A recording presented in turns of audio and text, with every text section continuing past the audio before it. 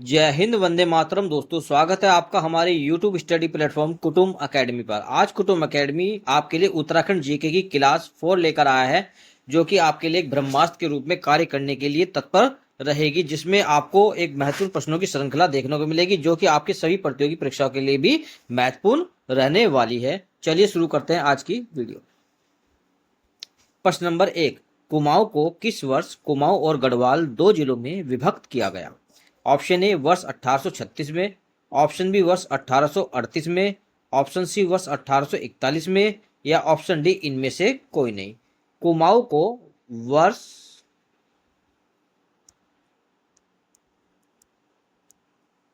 कुमाऊं को वर्ष 1839 में दो जिलों में विभक्त किया गया था, एक कुमाऊं में और एक गढ़वाल में। इसके बाद वर्ष 1893 में कुमाऊं को फिर दो जिलों में व्यक्त किया गया, एक नैनीताल तो एक किया गया था अल्मोड़ा में। इसलिए दिए गए ऑप्शन के अनुसार आपका राइट आंसर होगा इनमें से कोई नहीं।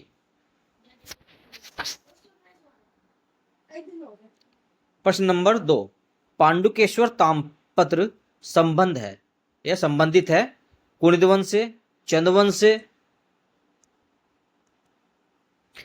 कत्यूरी वंश से या पवार वंश से? पांडुकेश्वर ताम्रपत्र ये कत्यूरी वंश से संबंधित है। किससे? कत्यूरी वंश से संबंधित है।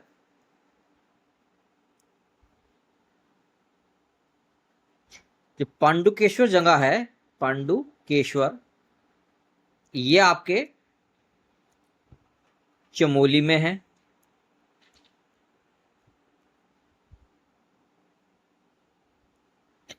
पांडुकेश्वर से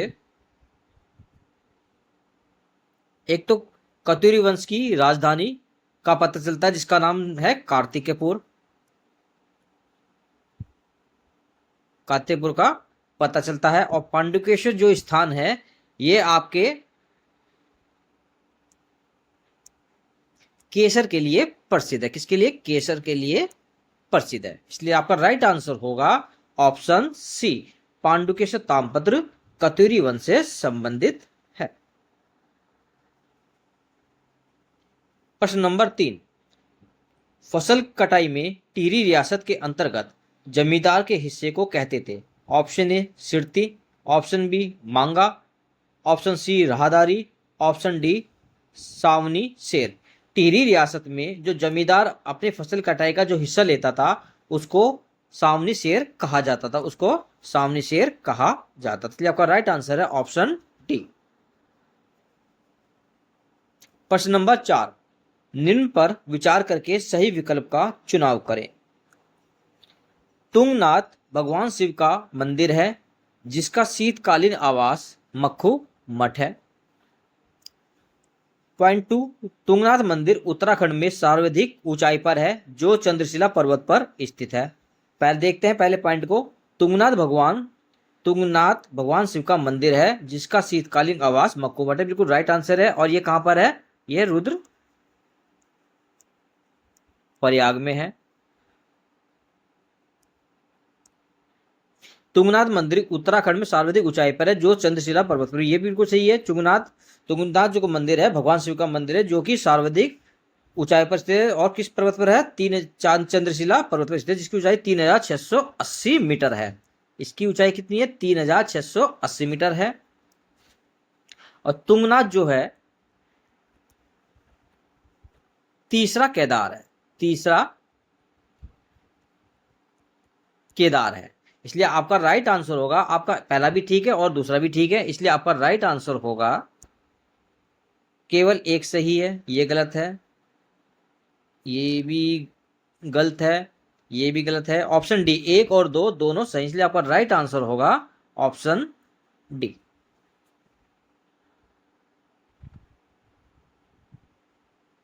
प्रश्न नंबर 5, नंदा राजजात तीर्थ यात्रा में कांसवा से होमकुंड की दूरी तय की जाती है। यानी कुल दूरी पूछ रहा है कि जो नंदराज जात यात्रा है, जो जिसे हिमालय का महाकुंभ भी कहा जाता है। और इसकी कुल दूरी कांसवा से और होमकुंड तक जो जाती है कितनी दूरी है? 170 किलोमीटर, 190 किलोमीटर, 245 किलोमीटर या 280 किलोमीटर। इसका राइट आंसर होगा कांसवा से होमकुंड। कांसवा से होमकुंड की जो कुल दूरी है, इस यात्रा की दूरी पड़ती है 280 किलोमीटर पड़ती है। और इस यात्रा को हिमालय का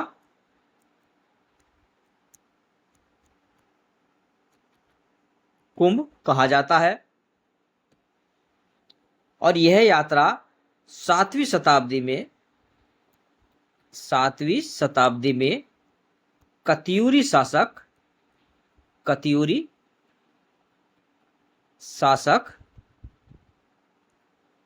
शीशपाल के द्वारा शुरू की गई थी। शीशपाल के द्वारा शुरू कराई गई थी। इसलिए आपका राइट आंसर होगा ऑप्शन डी, 280 किलोमीटर। यानी नंदराज यात्रा की जो कुल दूरी है कांसवा से होमकुंड तक की, यह 280 किलोमीटर की दूरी है।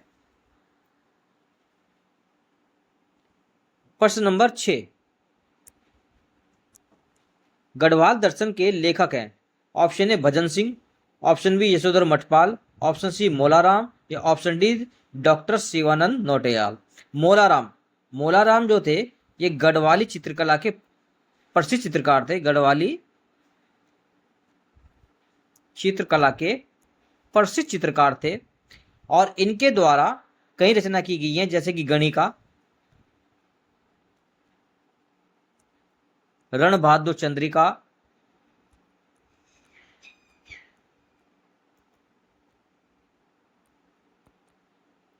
भजन सिंह के द्वारा सिंहनाद की रचना की गई है। सिंहनाद की रचना की गई है। गढ़वाल दर्शन के जो लेखक है आपके डॉक्टर शिवानंद नौटियाल। इससे आपका राइट आंसर होगा ऑप्शन डी। प्रश्न नंबर 7, निम्न पर विचार करें। कथन ए, गढ़वाल में सीढ़ीदार कृषि प्राकृतिक है। कारण, यह पहाड़ी ढालों पर भूमि तथा जल संरक्षण का समुचित उपाय है। जो गढ़वाल या कुमाऊं जो ऊपर उसकी पहाड़ी क्षेत्र में होते हैं, उनमें जो ढाल की जो सीढ़ीदार जो खेती की जाती है, सीढ़ीदार खेती, ये 15% की ढाल पर की जाती है। 15% की ढाल पर की जाती है। गढ़वाल में सीढ़ीदार कृषि पारिस्थितिक है, बिल्कुल ठीक है। गढ़वाल में जो सीढ़ीदार कृषि एक पारिस्थितिक है जो कि 15% की ढाल पर की जाती है। इसका कारण, यह पहाड़ी ढालों पर भूमि तथा जल संरक्षण का समुचित उपाय है, बिल्कुल ठीक है। ये है पहाड़ी ढालों पर भूमि तथा जल संरक्षण का समुचित उपाय, ये भी आपका बिल्कुल ठीक है। ऑप्शन ए और आर दोनों सही हैं तथा आर ए की सही व्याख्या करता है, बिल्कुल ठीक है। आपका ऑप्शन ए ही बिल्कुल सही आंसर होगा, क्योंकि ए आर दोनों सही हैं और आर जो है ए की सही व्याख्या करता है। इसलिए आपका राइट आंसर है ऑप्शन ए।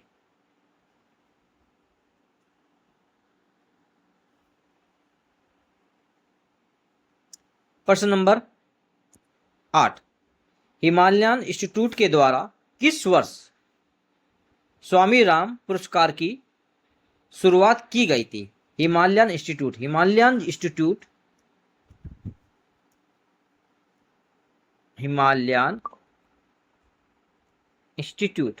ये आपके जोली ग्रांट, देहरादून में है। इसके जो संस्थापक थे स्वामी राम थे और इन्होंने इसकी स्थापना वर्ष 1989 में की थी। और हिमालयन इंस्टीट्यूट के द्वारा स्वामी राम पुरस्कार की शुरुआत जो की गई है, यह वर्ष 2006 में की गई। इसलिए आपका राइट आंसर होगा ऑप्शन डी।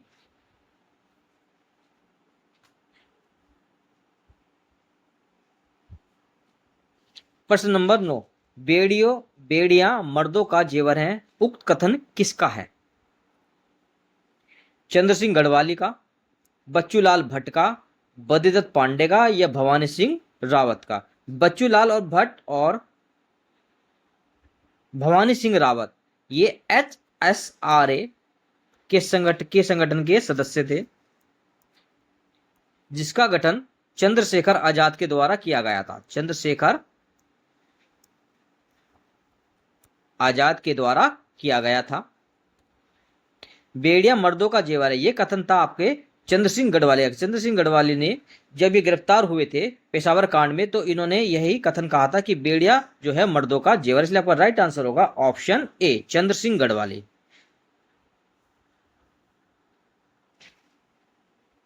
प्रश्न नंबर 10, टिहरी से संबंधित निम्न कथनों में से कौन सा एक सही नहीं है? ऑप्शन ए, टिहरी राज्य भारतीय संघ में वर्ष 1849 में शामिल हुआ। बिल्कुल ठीक है, जो टिहरी राज्य है भारतीय संघ में 1 अगस्त 1949 को शामिल किया गया था। यह आपका पॉइंट बिल्कुल ठीक है। ऑप्शन बी, टिहरी बांध प्रोजेक्ट वर्ष 1972 में प्रस्तावित था। बिल्कुल ठीक है, जो टिहरी बांध है यह वर्ष 1972 में प्रस्तावित किया गया था। यह भी आपका बिल्कुल ठीक है। टिहरी की स्थापना सुदर्शन शाह के द्वारा की गई थी। बिल्कुल ठीक है, टिहरी राज्य की जो स्थापना सुदर्शन शाह के द्वारा की गई थी, और कब की गई थी? 28 दिसंबर 1815 में। ऑप्शन डी, सुदर्शन शाह ने वर्ष 1856 में भागीरथी नदी पर लकड़ी के पुल का निर्माण कराया था। ये आपका गलत है, ये आपका गलत है, क्योंकि सुदर्शन शाह ने जो भागीरथी नदी पर लकड़ी के पुल का निर्माण कराया था, यह वर्ष 1858 में कराया गया था, जो कि वर्ष 1924 में बह गया था। 24 में बह गया था, इसलिए आपका ये पॉइंट गलत। इसलिए आपके दिए गए ऑप्शन के अनुसार आपका सही आंसर ऑप्शन डी ही होगा, क्योंकि इसने पूछा है कि निम्न कथनों में से कौन सा कथन सही नहीं है।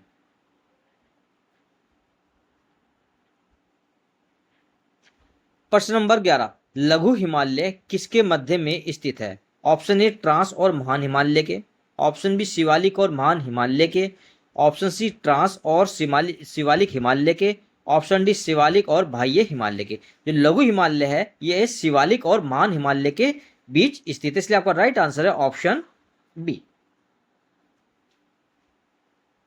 प्रश्न नंबर 12, लोक कला संस्थान की स्थापना की गई चमोली में, नैनीताल में, पिथौरागढ़ में या फिर अल्मोड़ा में? लोक कला संस्थान की जो स्थापना की गई है, यह की गई है आपके अल्मोड़ा में, इसलिए आपका राइट आंसर होगा ऑप्शन डी। प्रश्न नंबर 13, उत्तराखंड में चाय बागान कहां पर हैं? Option A, Chaukori. Option B, Berinag. Option C, Gwaldam या उपरोक्त सभी?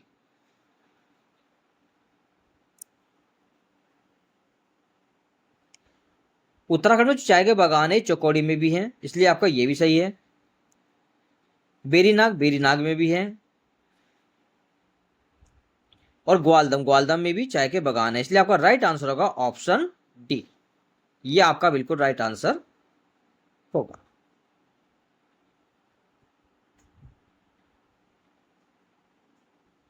प्रश्न नंबर 14, शिवालिक श्रेणियों की ऊंचाई है। ऑप्शन ए, 850 से 1200 मीटर के मध्य। ऑप्शन बी, 750 से 1100 मीटर के मध्य। ऑप्शन सी, 750 1500 मीटर के मध्य, या फिर ऑप्शन डी, 750 1300 मीटर के मध्य। शिवालिक श्रेणियां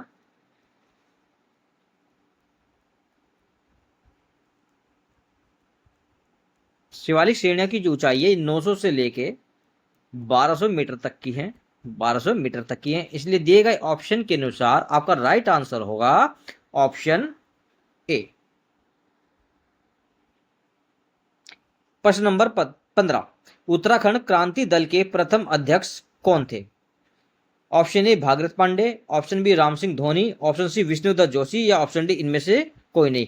उत्तराखंड क्रांति दल की जो स्थापना हुई थी 25 जुलाई 1979 में हुई थी, और इसके जो संस्थापक थे वो देवी दत्त पंत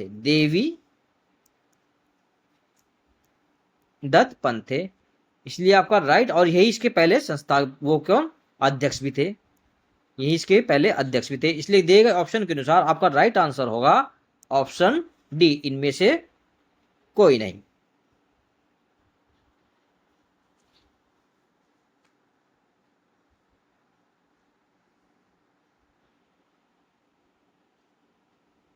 प्रश्न नंबर 16, बागनाथ मंदिर स्थित है। ऑप्शन ए देहरादून में, ऑप्शन बी उत्तरकाशी में, ऑप्शन सी बागेश्वर में, ऑप्शन डी पौड़ी में। जो बागनाथ मंदिर है ये सरयू और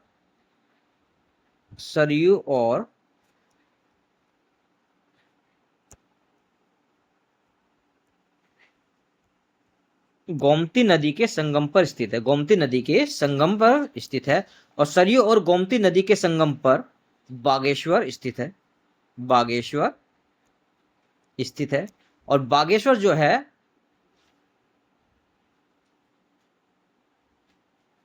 नीलेश्वर वह भीलेश्वर पर्वत के मध्य स्थित है, इसलिए आपका राइट आंसर होगा ऑप्शन सी बागेश्वर। बागनाथ मंदिर बागेश्वर में है। प्रश्न नंबर 17, भूमि बंदोबस्त का संबंध किससे है। ऑप्शन ए सरकारी स्तर की जमीन पैमाइश से, ऑप्शन बी नदी तालाब और पर्वतों से, ऑप्शन सी भूमि बनावट और भूमि प्रकार क्षेत्र से, या ऑप्शन डी कृषि आवास लगान से। भूमि बंदोबस्त जो है संबंधित है आपके सरकारी स्तर की जमीन पैमाइश से, यानी भूमि बंदोबस्त किससे संबंधित है, सरकारी स्तर की जमीन पैमाइश से। जो राइट आंसर होगा ऑप्शन ए। प्रश्न नंबर 18, भारतीय सुदूर संवेदी संस्थान कहाँ स्थित है। Option A Nainital, option B Almora, option C Haridwar, option D Dehradun. भारतीय सुदूर संवेदी जो संस्थान है ये आपके देहरादून में स्थित है। देहरादून में स्थित है और देहरादून में भारतीय सर्वेक्षण विभाग भी स्थित है। भारतीय सर्वेयर या फिर सर्वेक्षण ये भी आपके देहरादून में स्थित है, इसलिए आपका राइट आंसर है ऑप्शन डी। प्रश्न नंबर 19, मैं कोर्ट से बाहर जा सकता हूं लेकिन अपनी टोपी नहीं उतार सकता, उपरोक्त कथन किसका है। ऑप्शन ए बैरिस्टर मुकंदीलाल का, ऑप्शन बी गोविंद वल्लभ पंत का, ऑप्शन सी तारादत्त गैरोला का, ऑप्शन डी इनमें से कोई नहीं। मैं कोर्ट से बाहर जा सकता हूं लेकिन अपनी टोपी नहीं उतार सकता, ये जो कथन है ये गोविंद वल्लभ पंत का है और इन्होंने ये जो कथन दिया था ये रोलेट एक्ट की, जब ये रोलेट एक्ट जो 1919 में आया था जब उसकी पैरवी कर रहे थे तब इन्होंने ये कथन कहा था कि मैं कोर्ट से बाहर जा सकता हूं लेकिन अपनी टोपी नहीं उतार सकता, इसलिए आपका राइट आंसर होगा ऑप्शन बी।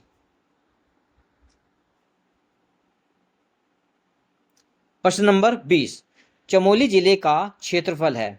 ऑप्शन ए 8016 वर्ग किलोमीटर, ऑप्शन बी 7090 वर्ग किलोमीटर, ऑप्शन सी 8030 वर्ग किलोमीटर, या ऑप्शन डी 7522 वर्ग किलोमीटर। चमोली, यदि चमोली के प्राचीन नाम की बात करें, इसका प्राचीन नाम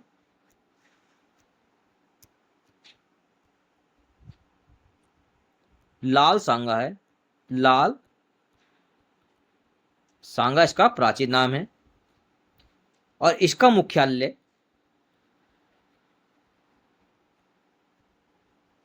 मुख्यालय गोपेश्वर है।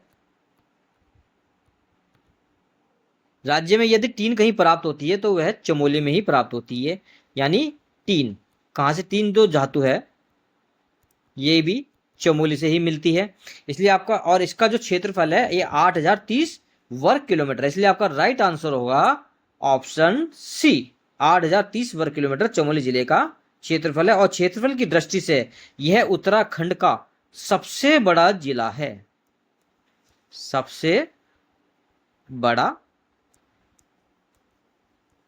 जिला क्षेत्रफल की दृष्टि से। ये थे आप आज के हमारे टॉप 20 क्वेश्चन जो कि आपके आगामी परीक्षा में आने के लिए पूरे के पूरे संभावित हैं। जब तक के लिए जय हिंद, जय भारत, वंदे मातरम, जय हिंद।